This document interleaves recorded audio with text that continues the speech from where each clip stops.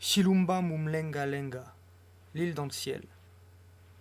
C'est le nom que donnent les Chiwa à ces hauts plateaux au cœur de l'Afrique qui forment le massif de Mulanje.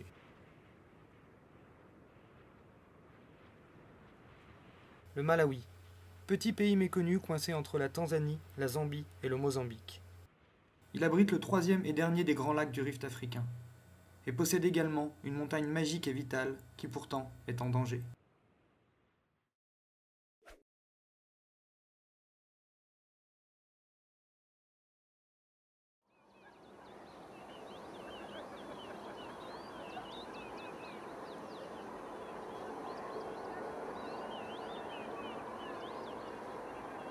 Pour les plantations de thé, les plus vieilles d'Afrique, comme pour toute la population environnante, le massif joue un rôle écologique de première importance. On lui doit notamment le climat tempéré qui règne dans la région.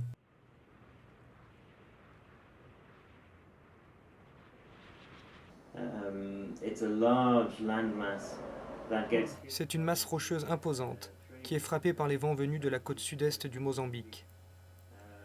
Il s'écrase contre les falaises, ce qui permet à l'eau de se condenser et de retomber en pluie. Le plateau, à 2000 mètres d'altitude, a une surface très importante et forme une cuvette qui capte l'eau, d'où naissent de nombreux cours d'eau.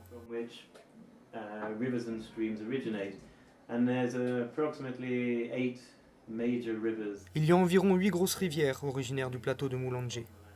Elles fournissent de l'eau à une large portion des habitants de cette région du Malawi.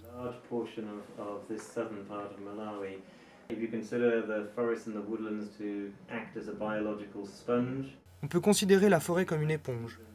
Pendant la saison humide, elle absorbe l'eau. Lors de la saison sèche, elle la rejette graduellement dans le lit des rivières.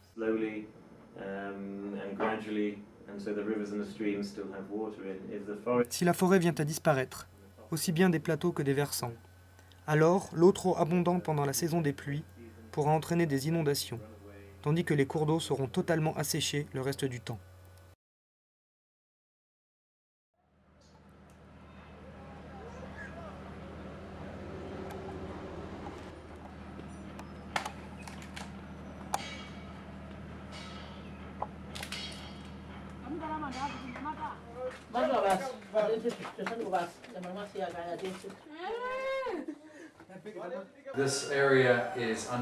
Cette région est en proie à une énorme pression pour la production de charbon et de bois de chauffage pour les villes environnantes.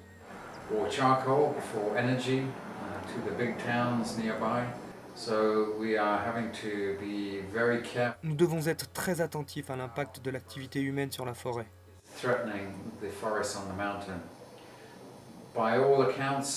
Si l'on considère la demande actuelle, on peut estimer que dans 10 ans, il n'y aura plus d'arbres dans la montagne.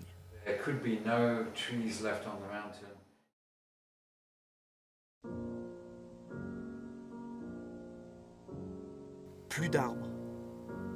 Que faire alors? Des solutions existent, et des hommes se battent contre ce fléau de la déforestation. Comme Peter, Moffat et Wonderford, qui agissent chacun sur des fronts différents. Peter Hans habite depuis 7 ans au Malawi. Il a mis au point un poêle en argile révolutionnaire. Une famille consomme en moyenne 10 kg de bois par jour. À l'échelle du massif, c'est 1500 tonnes de bois qui partent en fumée, l'équivalent de 75 semi-remorques. Avec ce poêle, la consommation tombe à 2 kg par jour, 5 fois moins. Les villageois doivent pouvoir fabriquer eux-mêmes ce poêle. L'idée est de leur donner les outils et le savoir-faire. Ensuite, ils pourront développer une nouvelle source de revenus.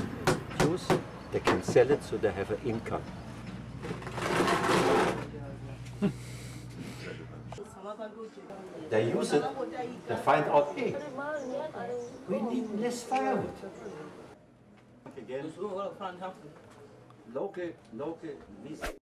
Moffat, lui, conseille et soutient les communautés rurales dans leurs projets de développement.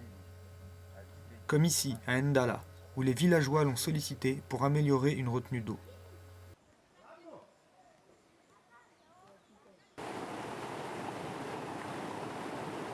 Désormais, leur réseau d'irrigation fonctionne toute l'année.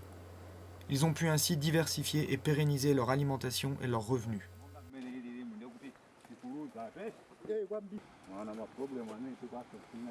Ils ont compris aussi que que la forêt leur apporte cette eau, désormais si précieuse à leurs yeux.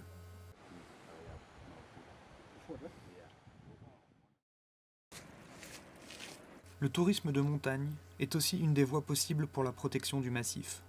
Les guides et porteurs de Mulanje se sont rassemblés autour de Wonderford.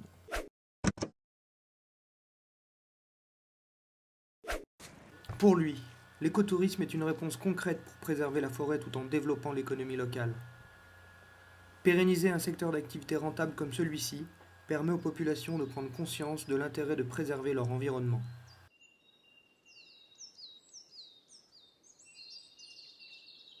Les guides veulent améliorer les conditions d'accueil, leurs prestations, entretenir les chemins et faire partager l'amour de leur montagne aux voyageurs. Car les hauts plateaux de Mulanje offrent bien plus qu'une simple randonnée.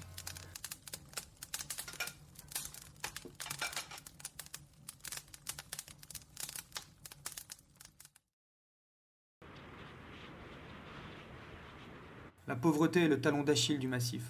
Il faut aux communautés une bonne raison pour ne plus exploiter leurs montagnes comme elles en ont l'habitude. Toutes ces initiatives ont le mérite d'essayer de trouver l'équilibre entre les besoins de l'homme et la nécessité de préserver un écosystème précieux et unique. Pour que la montagne continue de nourrir les hommes comme elle le fait tous les jours depuis des millions d'années.